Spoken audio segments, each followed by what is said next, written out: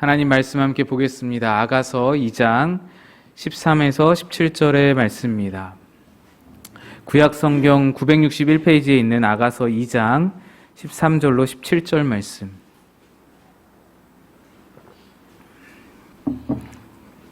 구약성경 961페이지에 있습니다. 아가서 2장 13에서 17절 말씀을 한 절씩 교독하여서 읽겠습니다. 무화과 나무에는 푸른 열매가 익었고 포도나무는 꽃을 피워 향기를 토하는구나. 나의 사랑 나의 어여쁜 자야, 일어나서 함께 가자. 바위 틈 낭떠러지 은밀한 곳에 있는 나의 비둘기야, 내가 내 얼굴을 보게 하라. 내 소리를 듣게 하라. 내 소리는 부드럽고 내 얼굴은 아름답구나. 우리를 위하여 여우 곧 포도원을 허는 작은 여우를 잡으라. 우리의 포도원에 꽃이 피었음이라. 내 사랑하는 자는 내게 속하였고 나는 그에게 속하였도다. 그가 백합화 가운데에서 양떼를 먹이는구나. 함께 읽습니다. 내 사랑하는 자야, 날이 저물고 그림자가 사라지기 전에 돌아와서 베데르 산의 노루와 어린 사슴 같을지라. 아멘. 할렐루야. 우리 주님의 크신 평강이 오늘도 여러분과 함께 하시기를 바랍니다. 가정의 달 5월 마지막 주일입니다. 가정의 달이 이렇게 지나가고 있습니다. 여러분의 가정은 어떠하신지요? 평안하신지요? 물론 탈도 많고 여러 가지 아픔도 있고 눈물도 있겠지만 그래도 지난주 말씀 들으신 것처럼 우리 가정 안에 계신 주님, 그 주님을 우리가 함께 바라볼 수만 있다면 모든 염려도 또 모든 고민도 사라지고 희망이 솟아나고 기쁨과 행복도 언제든 다시 피어날 수 있으리라 그렇게 믿습니다. 그런데 그렇게 웃음꽃 피는 가정이 되기 위해서 어느 누구와의 관계보다 가장 중요한 관계가 있습니다. 바로 부부의 관계입니다.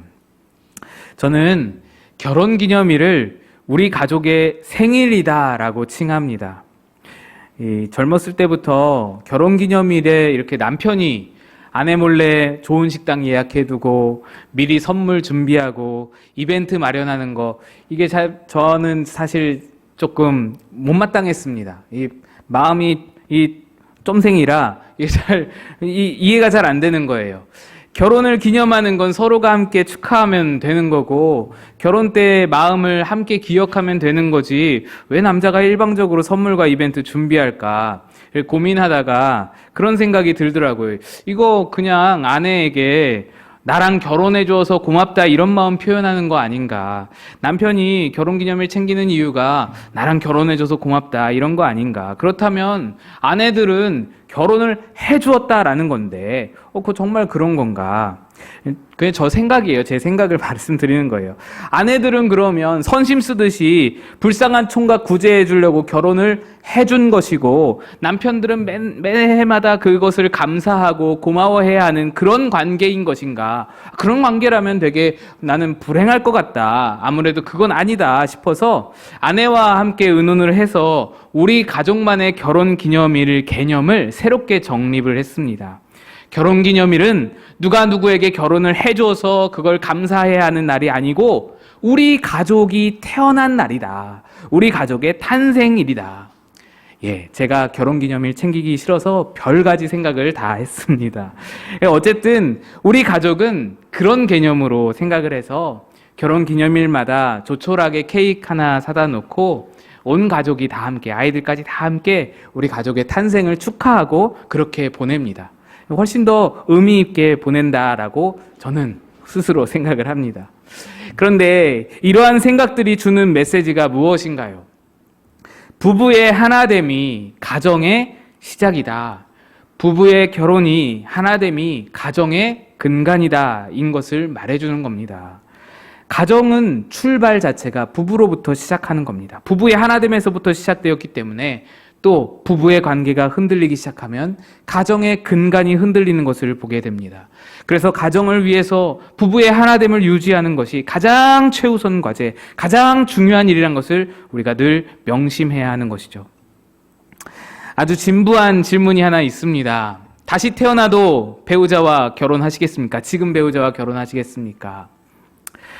뭐 엊그제 우리 어느 장로님께서 TV 보시다가 이 질문이 막 나와서 무의식적으로 대답이 입 밖으로 나오셨다고 들었는데, 그러면 난감해질 수 있으니까 속으로만 한번 여러분 생각해 보시면 좋겠습니다. 내가 다시 태어났다. 그럼 나는 어떻게 할 것인가?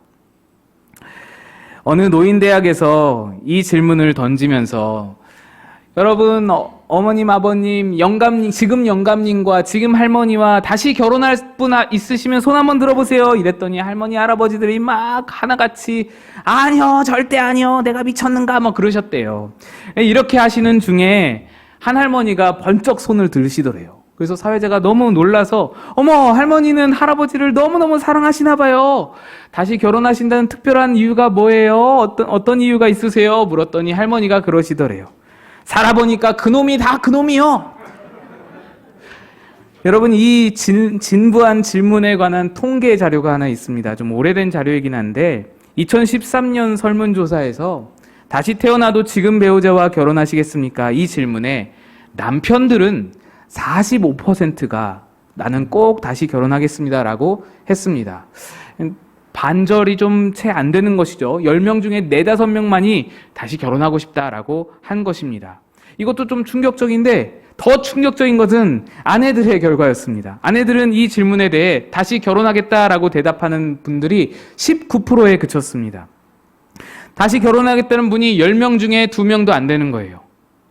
안 그래도 제가 우리 교회 권사님들 몇 분에게 좀 물어봤더니 빵프로였습니다. 아무도 안 하시겠대요. 부부 생활에 대한 불만이 남편들보다 아내들이 더 이렇게 높다라는 이야기가 되는 것이죠. 이렇게 되면요, 여러분 진짜로 다시 태어난다고 가정을 해봤을 때 남편들 10명 중에서 2명은 자기 아내를 다시 만나고 한 6명은 다른 사람 찾아서 뿔뿔이 나아가고 그 중에 한 2, 3명은 내 옛날 아내 막 찾으러 다니는데 그 옛날 아내는 이미 다른 남자랑 가버렸다라는 상황이 되어버리고 마는 거예요. 남자 2명, 뭐 10명 중에 2, 3명은 그런 상황이다. 그런데 이 생각을 하면서 드는 생각이 이게 내 모습 아닐까 생각이 드는 거예요. 저에게도 만약 다시 태어나도 결혼하겠냐 물으시면 전 무조건 예스입니다. 제 주제를 잘 알거든요. 시험을 잘 보려면 주제 파악을 잘해야 되잖아요. 제 주제를 잘 알아요. 그분이 제게 너무나 과분하시다는 걸 제가 잘 압니다. 다시 태어나도 얼른 잡아야 되는 거예요. 문제는 그분 생각인 거죠. 제가 설교 준비하면서 그분께 이 질문을 너무너무 물어보고 싶더라고요. 물어보고 싶잖아요. 어떤 답이 나올지 제가 너무 두려운 거예요. 대충 예상도 되고 무서워서 못 물어보겠어요. 그래서 여러분이 대신 한번 물어보시고 저에게 귀뜸 좀 해주시면 좋겠어요.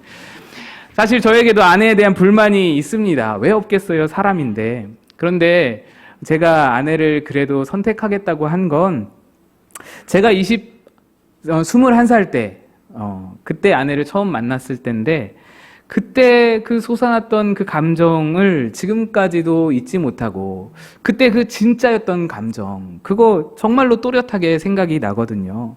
제가 27살에 결혼을 했는데 그때도 그 27살 때 팔팔할 때 그때 저의 선택, 결혼을 선택하는 그 선택 그거는요 제가 다른 어떤 선택의 여지가 없이 이건 최선이다, 이건 최상이다 라고 선택했던 것이 기억이 또렷이 나거든요. 만약에 지금 42살의 이승연이 21살의 그 젊은 어린 승연이에게 말을 건넨다면 어떨까요? 야, 너 큰일 나. 너 속는 거야. 너 지금 저 사람 울면서 기도하는 모습 되게 순수해 보이지? 너 속는 거야. 속지 마.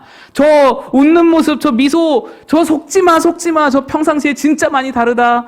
너 저 사람에게 이런 면이 있어. 내가 다 겪어봤어. 너 그것 때문에 얼마나 힘들어하는데 그 손 잡지 마. 그 손 잡으면 끝이야.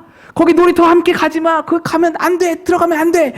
이런다고 한들 21살의 승연이가 그 말을 들을까요? 여러분 듣겠어요? 가뿐히 무시하겠죠.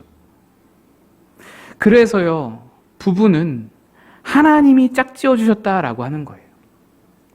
저는 언제든 21살로 돌아가면 아마 똑같이 그 감정을 느끼고 똑같이 그 선택을 할 겁니다. 거부할 수 없는 하나님의 뜻이 거기에 담겨 있는 거예요.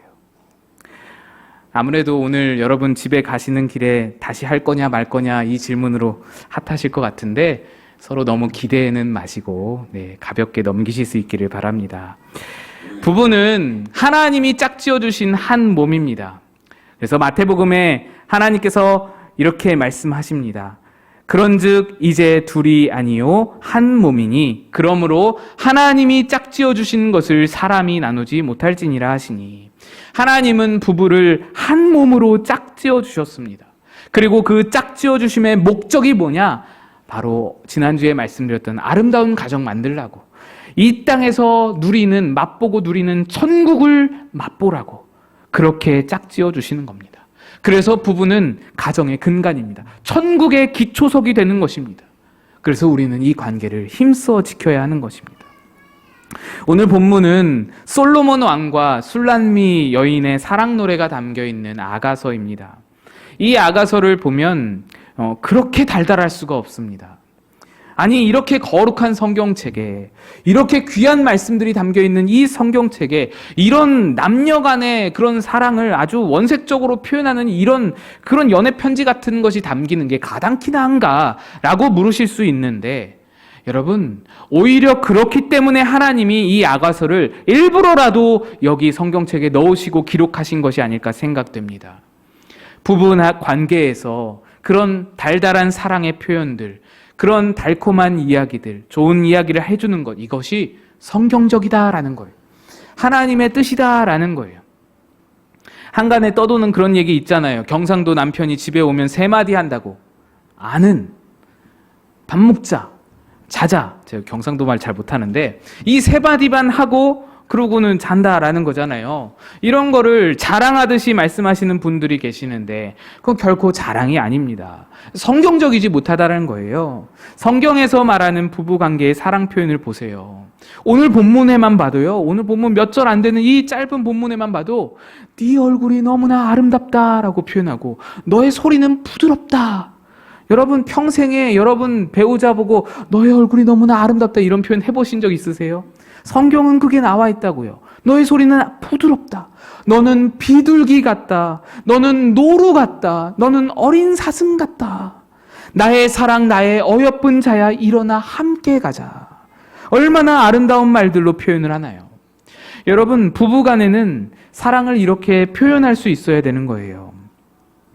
저희 아내가 요즘에는 참 많이 바뀌었어요. 요즘엔 많이 바뀌었는데 예전에는 이런 말들을 잘 못했어요. 좀 의외일 수도 있는데 여러분 생각에는 정말 못했습니다. 신혼 때도 한동안 저한테 한 번도 사랑한다는 말을 안 하는 거예요. 연애 때부터도 그랬는데 신혼 때 결혼해서도 안 하는 거예요. 제가 하도 답답해서 제가 먼저 사랑해 라고 표현을 했습니다. 그러면 그제서야 겨우 한다는 말이, 마지못해서 한다는 말이 나도였어요. 제가 나도를 바라고 하는 게 아니잖아요. 먼저 사랑한다고 말은 못해도 내가 사랑한다고 하면 대답은 해줄 수 있는 거 아니에요? 근데 절대로 안 해주는 거예요. 사랑해, 나도, 사랑해, 나도. 뭐 이렇게 무슨 TV 광고에 나오는 야나두도 아니고, 그래, 요즘에는 그래도 아들 셋 낳고 뭐 나이도 좀 들고 하니 요즘에는 말씀을 그래도 좀 하세요. 어떻게 말하냐면 사랑합니다. 네, 이렇게 말씀은 해주세요. 그러니까 얼마나 감사한지 모릅니다. 말씀이라도 해주시는 게. 성경은요, 부부 사이에 달콤한 말들로 사랑을 표현할 것을 말씀합니다. 그런데 사실 오늘 본문에는 또 핵심이 다른 데가 있어요. 사실은 15절 말씀이 핵심인데, 우리를 위하여 여우 곧 포도원을 허는 작은 여우를 잡으라. 우리의 포도원에 꽃이 피었음이라. 여기서 포도원이라는 것은 우리의 부부 관계를 말합니다. 우리 가정의 기초, 우리 가정의 근간을 말합니다. 근데 문제는 이 포도원을 허무는 작은 여우가 있다는 거예요. 지금 포도원에 막 꽃이 피고 열매가 맺으려고 해요. 이제 결실을 보고자 하는 거예요. 그런 와중에 작은 여우가 나타나서 이 포도원을 막 망치고 있다는 거예요. 그래서 그 여우를 잡아야 한다라는 겁니다. 여러분, 작은 여우라고 해서 뭐 얼마나 먹겠어 저 조그만 게, 그렇게 해서 방치해서는 안 된다는 거예요. 그러다가 그 작은 여우가 진짜 포도원 전체를 다 허물어 버릴 수도 있다라는 겁니다. 여러분, 우리 가정에서도 이 작은 여우를 조심해야 합니다. 작은 말 한마디, 작은 행동 하나, 작은 우리의 표정 하나가 작은 여우가 될 수 있는 거예요. 이런 거를 우리가 조심하고 신중하게 선택하고 행동해야 한다는 겁니다. 그런데 문제는 많은 사람들이 이 작은 여우를 대부분이 다 무시해버린다는 거예요. 별스럽지 않게 생각하는 거예요. 특히 가정 안에서는 더더욱 그렇습니다. 성경이 이 작은 여우를 작다고 표현한 데에는 이유가 있어요.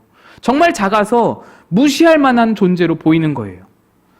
그런데 시간이 지나면 어때요? 시간이 무서운 거잖아요. 이 작은 여우가 처음에는 한 알, 두 알 따먹다가 한 입, 두 입 먹다가 시간이 많이 흐르다 보면 그 모든 포도원 전체를 다 망가뜨릴 수 있는 거예요. 충분한 잠재력이 이 작은 여우에게 있는 거예요. 그래서 조심하라, 저 작은 여우를 잡아라 라는 거예요. 여러분, 우리 가정에 있는 작은 여우가 무엇입니까? 무엇이 작은 여우가 되겠습니까? 여러분이 내뱉는, 알게 모르게 내뱉는 그냥 짜증스러운 퉁명스러운 말 한마디, 불만 가득해서 내뱉는 그런 단어 하나, 경멸스럽다는 표정 하나, 크게 한숨 한번 푹 쉬는 그런 행동 하나가 다 작은 여우가 될 수 있는 거예요. 조심해야 된다는 거예요. 그 작아 보이지만 잡아야 하는 여우라는 겁니다. 그런데 이 모든 작은 여우들이요, 사실 어디서부터 시작되는지를 우리가 잘 살펴볼 수 있어야 돼요. 우리 마음 한구석에 어느 곳에서부터, 어떤 마음에서부터 이 모든 작은 여우들이 출발을 하는데 그게 무엇인지 알 수 있어야 된다는 거죠. 왜 그런 분들 있으시죠? 남들에게는 굉장히 잘하시고 나이스하고 친절하고 그렇게 온유할 수 없고 그렇게 다정다감할 수 없는데 집에만 오시면 막 버럭버럭 소리 지르고 짜증내고 화내고 그런 경우가 종종 있습니다. 이 부부 관계뿐만 아니라 모든 관계에서도 마찬가지인데, 가족들과의 관계, 모든 관계에서도 특히 이제 아버지와 아들 관계에서 많이 볼 수 있는 그런 현상인데요. 남들에게는 너무 자상하신 아버지가 아들만 만나면 막 쥐잡듯이 잡으려고 하는, 이 아들이 막 못마땅해서 막 견딜 수가 없고 아들을 막 무시하고 아들이 하는 일은 다 성에 안 차고 마음에 하나도 안 들고 그런 아버지들이 있는 거예요. 조선왕조 역사에도 이런 일이 있었잖아요. 영조와 사도세자, 이 이야기가 대표적인 실례입니다. 사도세자를 그 지경이, 그 정신병이 들도록 막 미쳐가도록 망쳐버린 건 아버지 영조의 지나친 기대감과 그 기대감에 못 미치는 아들을 향한 실망감 때문이었다라는 겁니다. 아버지가 이중인격이라서 그런 게 아니에요. 남에게 잘하고 아들에겐 못하는 게 이중인격이라 그런 게 아니에요.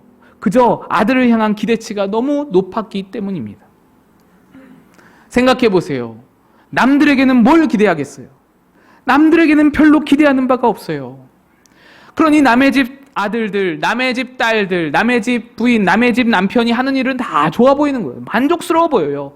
저만 하면 됐다, 너무 훌륭하다, 칭찬이 막 나오는 거예요. 그냥 예뻐 보이고 너무 좋아 보이죠. 그런데 내 아들은 항상 기대에 못 미치는 거예요. 그래서 못마땅하고 불만스럽게 느껴지죠. 남이 볼 때는 내 아들도 얼마나 훌륭한지 몰라요. 그 아들도 참 훌륭한 아들이에요. 굉장히 훌륭해서 모두가 다 칭찬을 하는 아들인데 아버지만, 어머니만 항상 불만인 거예요. 그런데 바로 이러한 기대감이 우리 부부관계도 망친다는 것을 여러분 아셔야 됩니다. 우리 가족의 포도원을 망치는 작은 여우가 바로 이 기대감에서부터 출발한다라는 거예요. 사람과의 관계에서, 특히 가족과의 관계에서 서로에게 거는 기대감은 100이면 100, 실망으로 끝날 수밖에 없습니다. 그리고 그 실망감으로부터 무엇이 터져 나오나요? 불평이 터져 나오고 불만이 터져 나오게 됩니다. 내 남편이 못 믿어 보이고 내 아내가 못마땅해 보이는 거 대부분이 다 나의 지나친 기대감으로부터 시작이 되는 거예요.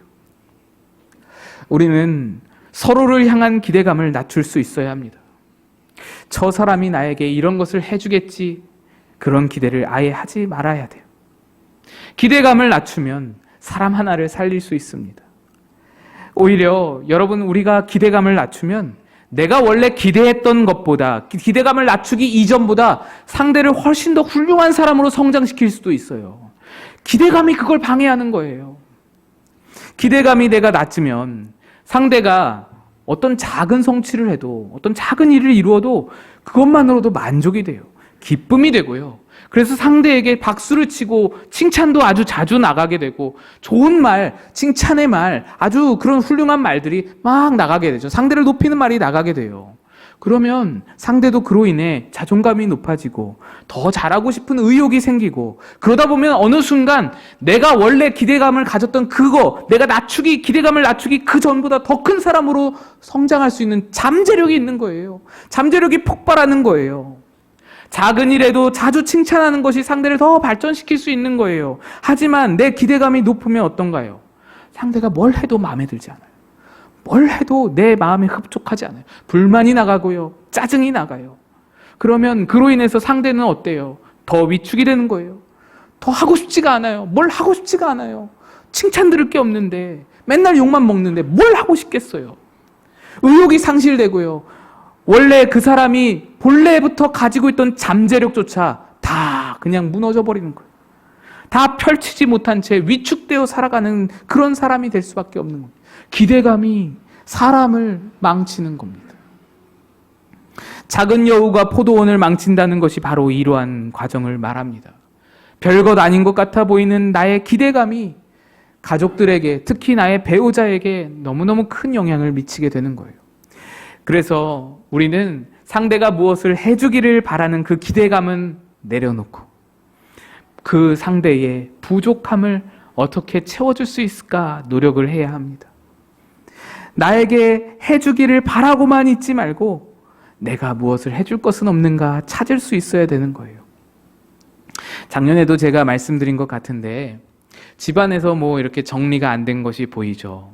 그러면 우리는 어떤가요? 잔소리가 시작되잖아요. 아유, 왜 이렇게 정리가 안 돼 있어? 집안 꼴이 이게 뭐냐? 이렇잖아요. 근데 정리 안 된 것이 눈에 보인다는 건 작년에 뭐라고 말씀드렸는지 기억나시나요? 정리 안 된 것이 눈에 보인다는 건 불평하거나 잔소리할 거리가 아니라는 거예요.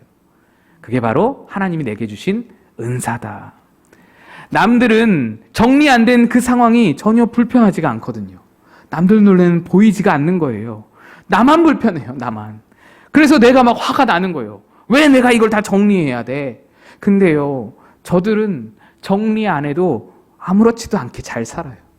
정리 안 돼 있어도 그거 전혀 불편하지가 않은 거예요.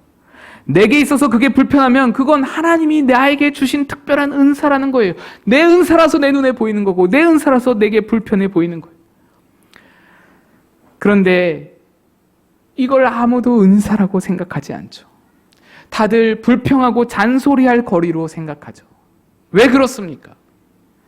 기대만 있고 주려고 하지 않기 때문입니다.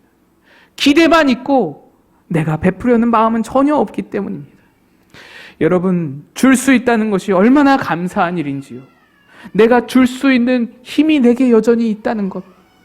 또 내가 줄 수 있는 그 상대, 그 존재가 내 곁에 있다는 것. 그 자체로도 정말 감사한 일 아니겠어요? 얼마 전에 한 권사님께서 손목이 골절되셔서 뼈가 11조각이 났습니다.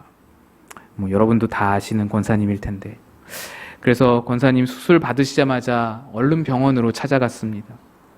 장로님이 병동에 함께 계셔서 권사님, 장로님과 함께 이런저런 이야기 나누는데 장로님이 하시는 말씀이 이렇게 권사님 아프신 중에도 참 감사한 게 있으시다는 거예요. 그게 뭔가 들어보니 장로님이 80 다 되시도록 주방에서 물 한 방울 묻혀보신 일이 없다라는 거예요. 요즘에는 주방에 남편, 아내 상관없이 다 들어가지만 옛날 어른들은 그게 어려우셨잖아요. 장로님은 수저도 한번 날라보신 적이 없으셨다는 거예요. 그러다가 80이 넘으셔서 어느 날 갑자기 TV를 보시다가 요리 프로그램을 보시게 됐는데 그냥 마음이 동해서 그냥 갑자기 따라하고 싶으셔서 그 요리를 따라해 보다가 요리에 재미를 붙이신 거예요. 그 요리에 재미를 들려서 그 순간부터 80이 넘으셔서 장로님이 요리를 시작하신 거예요. 작년하고 재작년에 안 그래도 제가 장로님 댁에 신방을 갔다가 오이소박이랑 깍두기랑 이렇게 얻어왔어요. 장로님이 직접 재료 사다가 장로님이 직접 손질해서 직접 담그신. 근데요, 세상에 너무 맛있는 거예요. 거짓말하지 않고 저희 아이들이랑 사나흘 만에 오이랑 깍두기를 다 먹어치웠어요. 우리 애들이 지금도 기억해요. 장로님 깍두기. 여러분 들어는 보셨어요? 장로님 깍두기? 권사님 깍두기는 익숙하잖아요. 권사님 깍두기, 어느 권사님 깍두기. 장로님 깍두기는 들어보기 힘든 그런 단어인 거예요. 그래서 장로님이 이제는 따님 회사 출근하시는데 도시락도 싸주시고요, 아침에. 제가 신방 가면 신방상, 그 점심상 장로님이 차려오세요. 그 2번이나 제가 점심상을 받았어요, 장로님께. 그런데 그러던 와중에 권사님께서 기억이 가물가물해지셨어요. 가슴 아픈 일이고 우리가 기도해 드려야 할 일인데 장로님은 그 와중에 감사거리를 찾으시더라고요. 감사한 일이 있으시대요. 지금 와서 생각해 보니 하나님께서 당신에게 요리할 수 있도록 준비를 시키셨다는 겁니다. 권사님이 안 그래도 팔다리에 힘도 없으시고 기억마저 희미하셔서 주방일 하시다가 가스불 켜놓고 잠깐 한눈 팔다가 잠이라도 드시면 큰일 나는 거잖아요. 칼질 이렇게 하시다가 깜빡 잘못하셔서 크게 다치실 수 있는 거잖아요. 그 연약한 권사님을 주방에 못 들어오게 할 수 있는 것이 감사하다는 거예요. 내가 주방에 그를 대신해서 있을 수 있는 것이 감사하시다는 거예요. 너무너무 감사하시다는 거예요. 평생을 당신을 섬겨주신 권사님을 이제 내가 섬길 수 있게 되어서 감사하시다는 거예요. 내가 그의 부족함을 채울 수 있음이 감사다라고 고백하시는 겁니다. 장로님의 말씀을 듣고 제가 뒤통수를 얻어맞는 듯한 그런 느낌을 받았습니다. 말씀드렸다시피 요즘 세대에는 이거 아무것도 아니에요. 남자가 주방 들어가는 거 그거 큰 문제 아닌데 80 넘으신 어르신이 한평생 주방을 안 들어가셨던 분이 이제 와서 주방 일을 하시다 보면 그런 생각 드실 수 있잖아요. 내 나이에 이게 무슨 꼴인가. 내가 왜 이러고 있어야 되나. 이런 생각 드실 수 있잖아요. 그럴 수 있잖아요. 짜증이 날 수도 있고요. 힘드실 수도 있잖아요. 근데 그게 아니라 그걸 감사로 여긴다는 겁니다. 여러분, 내 배우자의 부족함을 채워줄 수 있는 건 짜증나는 일이 아니에요. 힘든 일이 아닙니다. 부족함을 채워줄 수 있는 건 너무너무 감사한 일인 거예요. 내가 부족함을 채워줄 수 있는 힘이 있다는 거, 내가 부족함을 채워줄 수 있는 그 상대가 있다는 것. 여러분, 우리 가정의 작은 여우는 무엇입니까? 자꾸만 가정에서 관계를 깨뜨리고 금가게 하고 우리 가정에 맺은 아름다운 열매들을 자꾸만 따먹는 그런 작은 여우가 무엇입니까? 상대의 부족함인가요? 상대의 실수이고 상대의 잘못인가요? 못마땅한 그 상대가 우리의 작은 여우인가요? 아니면 그게 아니라면 혹시 나의 기대감은 아닐까요? 서로에 대한 기대감을 내려놓고 도리어 서로가 상대의 부족함을 채우려고 노력하는 그런 가정, 작은 여우를 잡아서 아름다운 포도원을 지켜내어서 풍성하게 열매 맺고 결실하는 그런 가정, 여러분의 가정이 그런 가정 다 되시기를 주님의 이름으로 간절히 축복드립니다. 기도하겠습니다.